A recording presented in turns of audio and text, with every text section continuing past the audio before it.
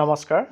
এক জৰুৰী পত্ৰ সমগ্ৰ শিক্ষাৰ এক্সিকিউটিভ ডাইৰেক্টৰ ছাৰৰ ফালৰ পৰা প্ৰতিখন জিলাৰ ADC education, district mission coordinator, inspector of schools আৰু ডিষ্ট্ৰিক্ট এলিমেণ্টাৰী এডুকেশ্যন অফিচাৰ সকললৈ আহিছে, যাৰ বিষয়বস্তুত উল্লেখ কৰিছে যে reporting of receipt of free text book in শিক্ষা হেতু। শিক্ষা হেতুত আমি যি বিনামূল্য পাঠ্যপুথি আমি ৰিচিভ কৰিছোঁ তাৰ ৰিপৰ্টিং কৰিব লাগে। আৰু তাতে ভিতৰতে উল্লেখ কৰিছে যে আপোনালোকক ইয়াৰ দ্বাৰা জনোৱা হয় যে আপোনালোকে স্কুলত যি ফ্ৰী টেক্সট বুক পাইছিলে তাক ৰিপৰ্ট কৰাৰ এটা প্ৰভিজন শিক্ষা হেতুত প্ৰভাইড কৰা হৈছে, শিক্ষা হেতুত দিয়া হৈছে। ক'ত দিয়া হৈছে? স্কুল মেনেজমেণ্ট যোনটো ছেকশ্যন আছে তাৰ ভিতৰত দিয়া হৈছে। আপোনালোকে মেনুত গৈ পেলাই যদি স্কুল মেনেজমেণ্টটো চিলেক্ট কৰে তাৰ ভিতৰত সেই ছেকশ্যনটো পাব।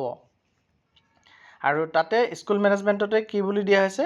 ইচ of the school have to submit the status as received, disbursed and required quantity of by selecting class and name of book.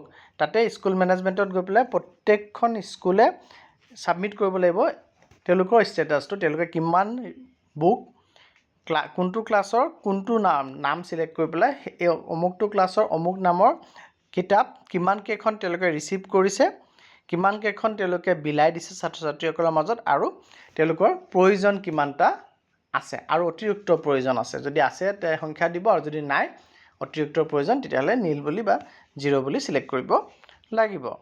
আৰু এই তথ্যখিনি আমি 12 জুন 2024 ভিতৰত আমি ষ্টেটাছটো ছাবমিট কৰিব লাগিব শিক্ষা হেতু এপৰ জৰিয়তে।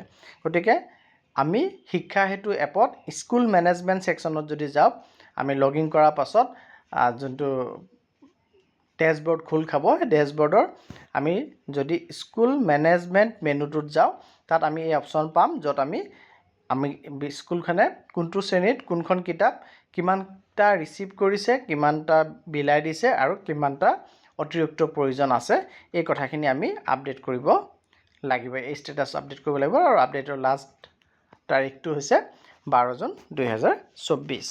ধন্যবাদ।